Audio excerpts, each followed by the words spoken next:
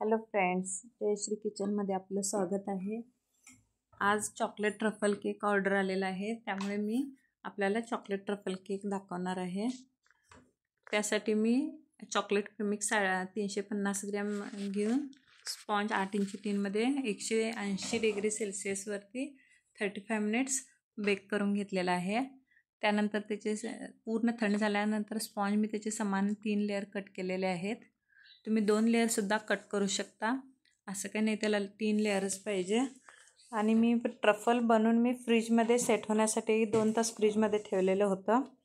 ह्या ट्रफलची तुम्हाला रेसिपी पाहिजे असेल तर तुम्ही प्लीज कमेंट करून सांगा की ही रेसिपी पाहिजे असं म्हणून, मी तीसुद्धा तुमच्याबरोबर शेअर करेन। ट्रफल बनवून झाल्यानंतर मी एक 10 इंची बेस घेऊन त्यावरती मी एक स्पॉन्जचा लेअर ठेवून त्याला थोडं सोक करून त्यावरती चॉकलेटचा लेअर लावलेला आहे आणि थोडे चोको चिप्ससुद्धा यूज केलेले आहेत। सेम प्रोसेसने मी सेकंड लेअरसुद्धा ठेवून त्यालासुद्धा सोक करून चॉकलेट ट्रफलचा एक लेअर लावून पुन्हा त्याच्यावरती चोको चिप्स यूज केलेले आहेत। कस्टमरचं डिमांडच असं होतं की चॉकलेट भरपूर पाहिजे असं, त्यामुळे मी व्यवस्थित केकवरती चॉकलेट ट्रफल वापरलेलं आहे। त्यानंतर थर्ड लेअर लावून मी क्रमकोट करत आहे साईडून। त्यानंतर वरती थोडं स्पॉन्ज सोक करून वरतीसुद्धा मी क्रमकोट करून घेणार आहे। क्रमकोट झाल्यानंतर हा केक मी 10 मिनटं फ्रीजमध्ये ठेवलेला आहे। 10 मिनटानंतर मी पुन्हा काढून पुन्हा गरम पाण्यामध्ये डीप करून थोडं ग्लासमध्ये गरम पाणी करून घेतलेले आहे मी, त्याच्यामध्ये पॅलेटने डीप करून मी फिनिशिंग करत आहे। त्यानंतर क्रमकोटनंतर पुन्हा एकदा मी चॉकलेटचा लेअर दिलेला आहे, सेकंड लेअर हा तोसुद्धा मी, कारण केक थंड झालेला असते त्यामुळे ते गनाश पटकन सेट व्हायला बघतं, त्यासाठी मी पॅलेटने गरम पाण्यामध्ये डीप करून फिनिशिंग करत आहे। आणि त्यानंतर थर्ड लेअर जो आहे तो मी गनाश बनवून घेतलेला आहे। त्याच्यामध्ये थोडी क्रीम ॲड करून, फ्रेश क्रीम ॲड करून त्यामध्ये थोडं बटर ॲड करून शायनी येण्यासाठी मी ते गनाश बनवून वरून पोर केलेलं आहे आणि ते व्यवस्थित स्प्रेडसुद्धा केलेलं आहे मी अशा पद्धतीनं। त्यानंतर थोडं ब्लॅक कंपाऊंड किसून घेऊन मी साईडून बॉर्डर लावत आहे केकच्या। त्यानंतर अशा पद्धतीनं आपला केक होत आहे, अतिशय सोपी डिझाईन आहे। त्यानंतर मी थोडे चेरीसुद्धा लावणार आहे।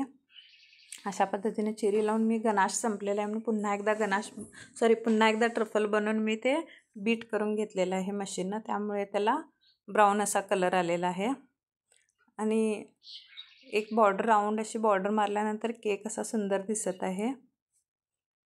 अशा पद्धतीनं माझा केक कंप्लीट केलेला आहे मी। त्यानंतर थोडं फॉन्डंट यूज करून मी केकवरती नाव लिहून घेणार आहे फॉन्डंट कटर यूज करून। आता मी हे व्हाईट कलरचं फॉन्डंट लाटून घेऊन त्यावरती मी कटरने थोडा कट करून घेणार आहे स्पिलिंग। त्यानंतर हे स्पिलिंग म्हांतेश असं नाव आहे केकवरती लिहायचं, त्यामुळे मी हे पूर्ण स्पिलिंग कटरने कट करून घेत आहे। थोडं कॉर्नफ्लोअरमध्ये डीप करून मी कट करत आहे, त्यामुळे व्यवस्थित असं स्पिलिंग येत आहे त्यातून। कटरला थोडं कॉर्नफ्लोअर लावलं की व्यवस्थित कटरने कट होणार आहे ते, नाहीतर कॉर्नफ्लोअर नाही लावलं तर कटरला चिकटून बसते। अशा पद्धतीनं मी नाव काढून केकवरती अप्लाय करत आहे। हळूवारपणे मी केकवरती नाव लिहून घेऊन अशा पद्धतीनं माझा केक कंप्लीट केलेला आहे। तुम्हाला हा केक आवडला असेल तर प्लीज लाईक करा, शेअर करा आणि सबस्क्राईब करा, प्लीज सबस्क्राईब करा। आणि गनाशची रेसिपी हवी असल्यास ट्रफलची रेसिपी हवी असेल तर तुम्ही कमेंट करून सांगा, मी तीसुद्धा रेसिपी तुमच्याबरोबर शेअर करेन। धन्यवाद फ्रेंड्स।